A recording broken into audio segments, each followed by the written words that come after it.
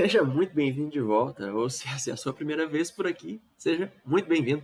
Eu sou o Heitor, e aqui a gente avança no nosso caminho de leitura comentada das catequeses que compõem a Teologia do Corpo, as catequeses de São João Paulo II. Hoje, a 11ª catequese, os significados das primordiais experiências do homem. Hoje, nós vamos começar a tratar sobre um assunto muito interessante, muito rico e que abre portas para outros ainda mais complexos na sequência, que é o assunto da nudez original. Então, já pega o seu caderninho aí, eu já vou botar na tela a nossa catequese para que você consiga acompanhar a leitura com tranquilidade, mas já me fala aqui nos comentários o que você está achando desse formato, o que você está achando de poder ler o texto das catequeses na sua tela, e vamos interagir e me ajuda a entender se esse modo de conduzir aqui está sendo interessante para você. Bora lá? Se liga, ó. Quarta-feira, 12 de dezembro de 1979. Os significados das primordiais experiências do homem. Pode-se dizer que a análise dos primeiros capítulos do Gênesis nos obriga, em certo sentido, a reconstituir os elementos constitutivos da original experiência do homem. Nesse sentido, o texto já vista é, pelo seu caráter, uma fonte especial. Falando das originais experiências humanas, pensamos não tanto no seu afastamento do tempo, mas quanto e mais ainda no seu significado fundamental. O importante não é, por conseguinte, que essas experiências pertençam à pré-história do homem, à sua pré-história teológica, mas que elas se encontrem na raiz de toda a experiência humana. É isso verdade, se bem que há estas experiências essenciais na evolução da ordinária existência humana, não se preste muita atenção. Elas, de fato, encontram-se tão ligadas às coisas ordinárias da vida que, em geral, não damos conta de serem extraordinárias. São João Paulo II está nos dizendo que esses elementos primordiais da existência humana estão não lá na pré-história da nossa existência, não são só um prólogo daquilo que nós somos, não são só uma introdução que ficou perdida lá nos tempos mais remotos, não. Tudo isso que nós vamos tratar aqui é parte constitutiva de nós e compõe a nossa experiência cotidiana mais simples e mais básica, ou seja, tudo que nós fazemos a partir disso, porque isso constitui quem nós somos. Vamos voltar? Baseados nas análises até agora feitas, podemos dar-nos conta de que aquilo que chamamos no princípio revelação do corpo nos ajudar de algum modo a descobrir o extraordinário do que é ordinário. Isto é possível porque a revelação, a original, que encontrou expressão primeiro na narrativa já vista do Gênesis 2:3 e depois no texto de Gênesis 1, considera precisamente essas experiências primordiais em que aparece de maneira quase completa a absoluta originalidade daquilo que é o ser humano, varão e mulher. Enquanto homem, isso é, também através do seu corpo. A experiência humana do corpo, tal como a descobrimos nos textos bíblicos citados, encontra-se sem dúvida no limiar de toda a experiência histórica, no limite da experiência histórica sucessiva. Parece, todavia, basear-se em tal profundidade ontológica que o homem não a capta na própria vida cotidiana, embora, entretanto e em certo modo, a pressuponha como parte do processo de formação da sua imagem. Aquilo que eu estava dizendo há um minuto atrás. O conjunto de experiências às quais nós estamos fazendo referência aqui é tão intrínseco a nós mesmos, tão intrínseco à nossa essência, que a gente acaba se esquecendo de que ele está presente em tudo que nós fazemos, e não só num fundo básico e teórico de nós mesmos. Sem tal reflexão introdutória, seria impossível precisar o significado da nudez original e realizar a análise do Gênesis 2:25, que diz assim: estavam ambos nus, tanto o homem como a mulher, mas não sentiam vergonha. À primeira vista, o aparecer este particular, esse termo especificamente, aparentemente secundário, na narrativa já vista da criação do homem, pode parecer coisa sem valor e mesmo fora de propósito. E pausa, né? E de fato, a forma como a menção é feita nos permitiria um olhar bem en passant, essa coisa bem apressada e quase descuidada sobre a nudez sendo descrita dessa forma. Mas não é para isso que a gente está aqui. Né? Poderia julgar-se que a passagem citada não tem comparação com aquilo de que tratam os versículos precedentes e que, em certo sentido, não se harmonizam com o contexto. Todavia, esse pensamento não resiste a uma análise aprofundada. Com efeito, Gênesis 2:25 apresenta um dos elementos chaves da revelação original, tão determinante como os outros textos do Gênesis 2:20 e 2:23, que já nos permitiram precisar do significado da solidão original e da original unidade do homem. A estes vem juntar-se, como terceiro elemento, o significado da nudez original, com clareza posto em evidência no contexto. E ele, no primeiro esboço bíblico da antropologia, não é coisa acidental, pelo contrário, forma precisamente a chave para a sua plena e completa compreensão.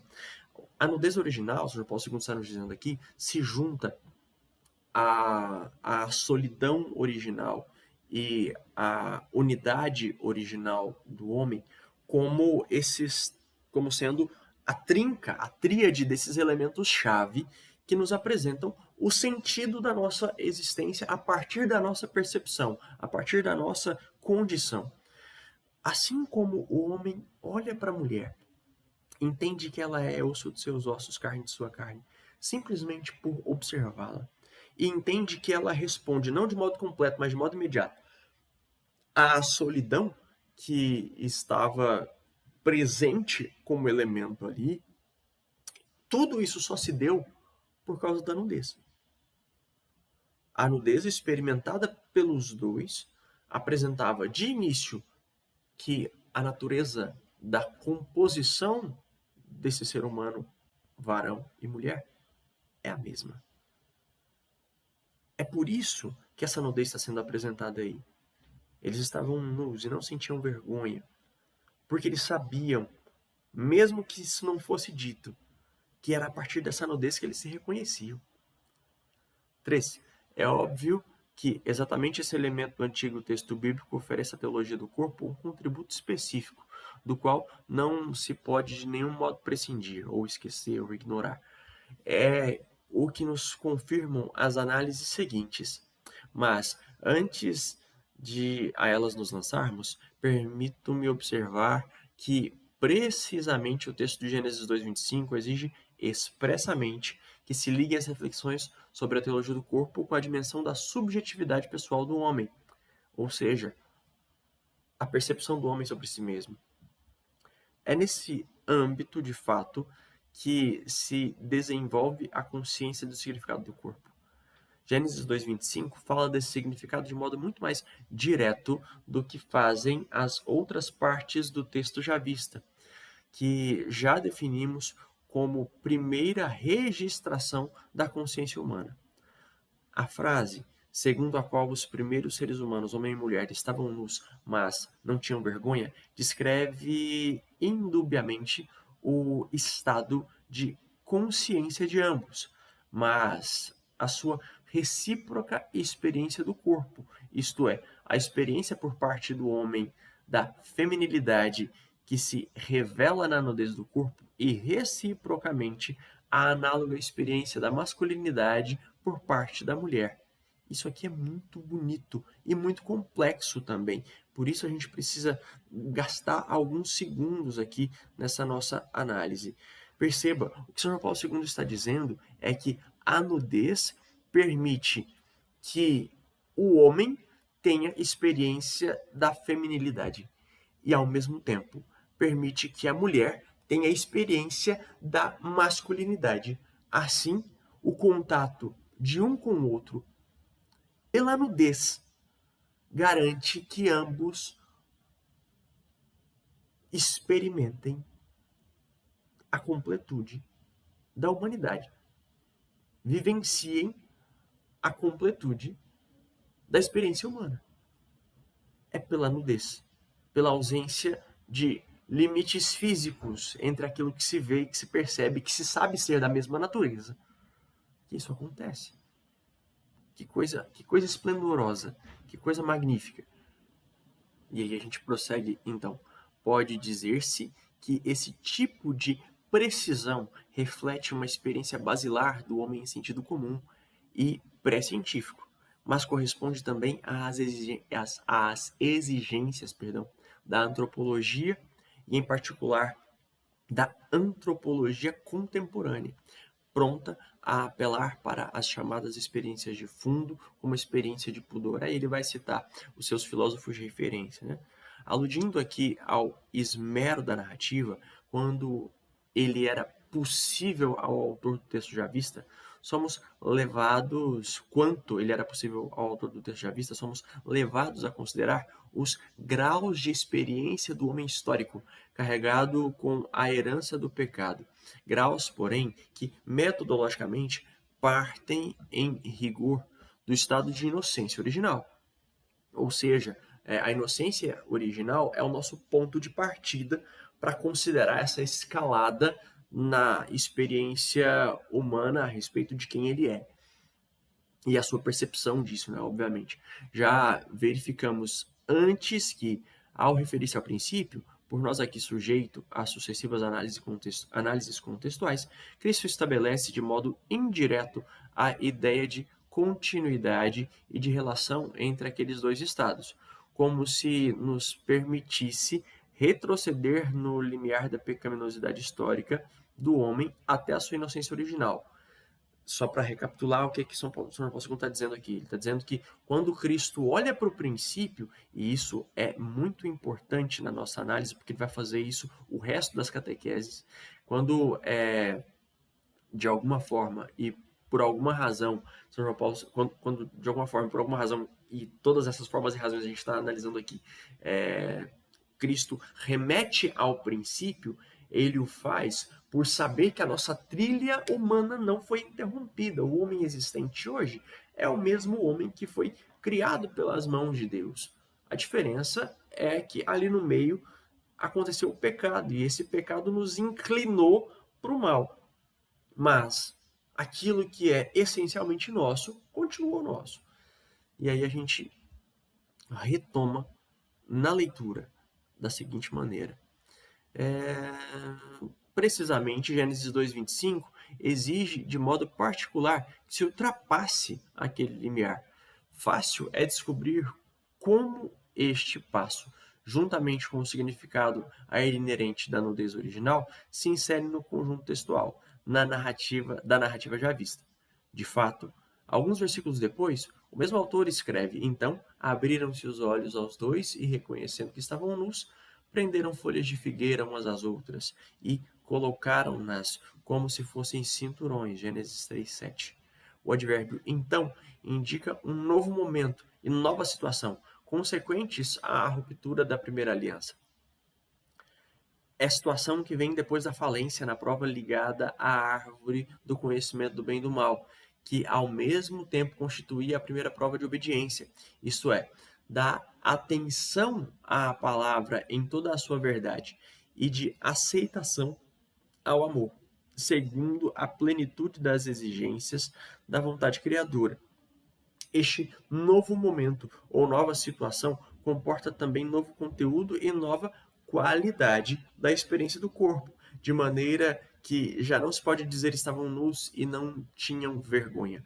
A vergonha é, portanto, aqui experiência não só original, mas de confim ou uma experiência delimitadora. A vergonha expõe o limite que foi alcançado por aquela condição inicial, sem pecado, e que no novo contexto, então, no novo contexto, o advérbio então marca isso, passa a significar outra coisa, a nudez, né? Porque a perspectiva foi maculada. Entenda, quando o São Paulo II está fazendo essa construção aqui, ele está dizendo o seguinte: o homem, varão e mulher, que originalmente estava nu e não sentia vergonha, ao se deparar com a própria nudez e a nudez da sua companheira ou do seu companheiro que estavam ali, era o homem, varão e mulher, que não havia ainda se deixado conduzir pelo pecado, não havia ainda cedido à tentação, não havia ainda desrespeitado ao seu Criador, não havia ainda desobedecido à ordem de Deus. Então, lhe faltava, e essa falta é uma falta positiva, é uma falta boa de se ter, né? Lhe faltava o elemento causador da vergonha. Perceba, o São Paulo II aqui já está introduzindo algo que ele vai dizer daqui a pouco tempo, nas próximas catequeses. O elemento que nos traz a vergonha não é a nudez. O elemento de vergonha é o pecado. E se o elemento de vergonha é o pecado, a maldade ainda maior do maligno ao nos colocar nessa condição é de nos fazer sentir vergonha da coisa errada, ou de perceber errado o que é certo, ou o que é puro, para nos fazer transformar isso a partir da experiência da vergonha. Tá vendo o tamanho da sutileza do Senhor e de São Paulo II a nos trazer essa minúcia? Vamos lá. É significativa, portanto, a diferença de formulações que divide Gênesis 2:25 do Gênesis 3:7.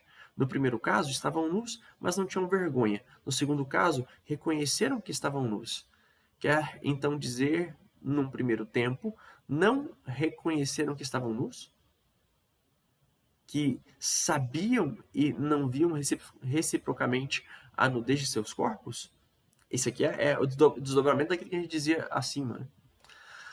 A significativa transformação que nos é testemunhada pelo texto bíblico acerca da experiência da vergonha, de que fala ainda o Gênesis, sobretudo em 3, 10 a 12, dá-se a um nível mais profundo que o puro e simples uso do sentido da vista. É aquilo que eu estava dizendo lá atrás. Ele está começando a apresentar para a gente aqui a lógica do pecado, atuando sobre a condição humana. E a vergonha não é um elemento que para na nossa vista. É mais profundo do que isso. A análise comparativa entre Gênesis 2:25 e Gênesis 3 leva necessariamente à conclusão de não tratar-se aqui da passagem do não reconhecer ao reconhecer. Não é que antes eles não sabiam que estavam nus e agora eles passaram a saber que estão, mas é a passagem de uma radical mudança no significado da nudez original, da mulher diante do homem e do homem diante da mulher. Vem a mudança da consciência de ambos. Por isso que é uma consequência do pecado. Como fruto da árvore da consciência do bem e do mal. Quem te disse que estavas nu? Comeste porventura algum dos frutos da árvore que te proibi comer? Tal mudança diz respeito diretamente à experiência do significado do próprio corpo diante do Criador e das criaturas. O que é confirmado pelas palavras do homem. Ouvi o ruído dos teus passos no jardim e, cheio de medo, porque estou nu, escondi-me.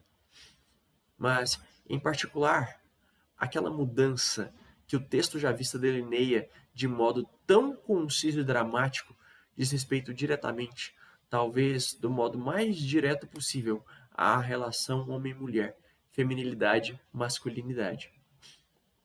Aqui São João Paulo II está antecipando de novo, assuntos que ele vai tratar nas próximas catequeses, quando ele entrar de vez nesse tema do pecado.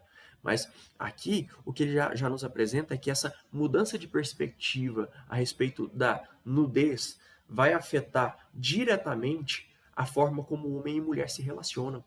Porque, perceba, se homem e mulher perceberam que estavam nus originalmente, mas não sentiram vergonha, e essa nudez era experienciada pelo contato de um com o outro, a partir do momento que eles passam a ter vergonha, o contato de um com o outro passa a ser afetado, completamente afetado por esse homem e por essa mulher, que agora trazem em si uma realidade de pecado. E isso é profundamente transformador na sua experiência. Eles que tinham tudo em comum passam, na experiência de pecado, a se acusar. A experiência de comunhão original, de unidade original, passa a ser afetada porque a nudez original foi afetada. E aí a solidão original, que encontrava um amparo inicial na presença de ambos, vai se tornar um grito muito maior, porque a comunhão original está sendo ferida, uma vez que a nudez original foi afetada. Está vendo como os três elementos-chave trazidos por São João Paulo II não podem ser separados um do outro e, quando compreendidos em conjunto, nos levam a uma percepção ainda mais profunda sobre como o pecado destrói a nossa percepção a respeito de nós, a nossa percepção a respeito do outro, a nossa percepção a respeito de Deus e de como nós nos relacionamos. É isso que vai ser trazido para a gente aqui à medida que nós avançarmos. Vamos prosseguir na nossa leitura. A análise dessa transformação, teremos que voltar ainda em outras partes das nossas seguintes reflexões. Agora, chegados àquele confim que atravessa a esfera do princípio para que apelou Cristo, deveremos perguntar-nos se é possível reconstruir de algum modo o significado original da nudez, que no livro do Gênesis forma o contexto próximo da doutrina acerca da unidade do ser humano enquanto macho e fêmea. Isso parece possível se tomarmos como ponto referencial a experiência da vergonha, do mesmo modo que ela, no antigo texto bíblico, foi claramente apresentada como uma experiência limiar. Procuraremos fazer uma tentativa dessa reconstrução ao continuarmos as nossas meditações. Experiência liminar da nudez. Eu disse limiar, perdão. O que São João Paulo II nos apresenta aqui é que a nudez precisa ser considerada por nós não da forma como o pecado nos levou a considerá-la e a nossa relação com o pecado levou a considerá-la. A nudez precisa ser considerada por nós da forma como Deus nos presenteou com ela, para que soubéssemos da nossa condição, soubéssemos da nossa condição de imagem e semelhança e a identificássemos no outro. Sem que esse seja o nosso ponto de partida, nós jamais chegaremos ao seu sentido original. Sem que esse seja o nosso ponto de partida, nós jamais saberemos lidar com o nosso corpo tal como ele é. E é esse o convite que São João Paulo II nos fará nas próximas catequeses, quando aprofundar ainda mais esse assunto da nudez original, correlacionando com a situação de pecado que impede que essa experiência seja tida por nós na sua completude. Mas isso são cenas para os nossos próximos episódios. Eu espero que esse momento tenha sido para você tão bom quanto foi para mim. Não deixa de comentar aqui, de se manifestar, falar o que você está achando, traga as suas colocações, conteúdos para a gente poder permear isso aqui. Em alguns momentos a gente vai conseguir fazer isso com muita tranquilidade. E eu te encontro no próximo episódio. Até lá!